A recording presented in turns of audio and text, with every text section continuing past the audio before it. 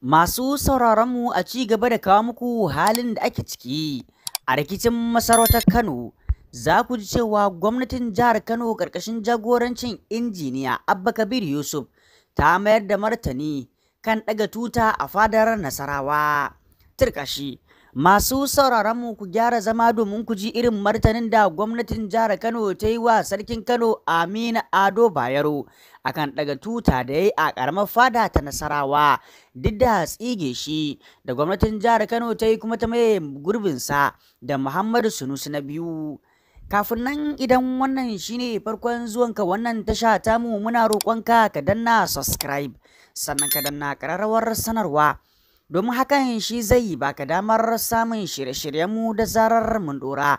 Haka zalika ka danna alamar like, domin hakan yana ƙarfafa mana gwiwa wajen shiga lungu da saƙo domin kawo muku sahihan labarai. Mun gode. Tuga cikakken rahoton. Gwamnatin jihar Kano ta yi watsi da batun ɗaga tutar masarauta da aka yi a gidan sarki na Nasarawa, gurin da sarkin Kano na 15 Aminu Ado Bayero ke zaune, inda ta bayyana hakan da ƙoƙarin jan hankalin jama'a kawai. Tutar wata alama ce ta iko da ke nuna cewa sarki na nan. A kullum ana ɗaga ta da misalin ƙarfe 6 na safe, a kuma sauke ta da ƙarfe 6 na yamma.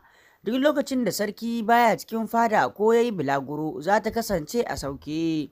Da safiyar jiya Alhamis, aka lura cewa an ɗaga tutar da misalin ƙarfe 6 na safiya a fadar Nasarawa, abin da ya haifar da kace na ce da raɗe-raɗi. Kowanne daga cikin Aminu Ado Bayero da kuma Muhammadu Sunusi na biyu na ikirarin shine sarkin Kano, kuma suna ci gaba da aiwatar da ayyukan masarauta.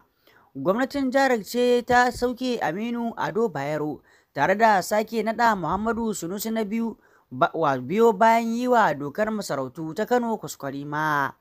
An ɗaga irin wannan tuta a fadar gidan rumfa, inda sarkin Kano na 16 Muhammadu Sunusi na biyu ke zaune. Mai magana da yawun gwamnan Kano Sanusi Bature Dawakin Tofa ne ya yi fatali da batun da ɗaga tuta a fadar Nasarawar, inda ce hakan wani yunkuri ne na jan hankalin al'umma. Ya shaidawa manema labarai cewar hakan wani yunkuri ne na jan hankalin al'umma, amma babu shakka ko tantamar cewa Sanusi Lamido Sanusi shine sarkin jihar Kano a yanzu. To masu sauraron wannan shine martanin da gwamnatin jihar Kano ta yi dangane da daga tutar da sarkin Kano na 15 Aminu Ado Bayero ya yi a ƙaramar masarauta a ƙaramar fada ta Nasarawa. Fatanmu da burinmu shine Allah madaukakin sarki ya kawo ƙarshen wannan dambarwa da ake ci gaba da fafatawa akan rikicin masarautar jihar Kano.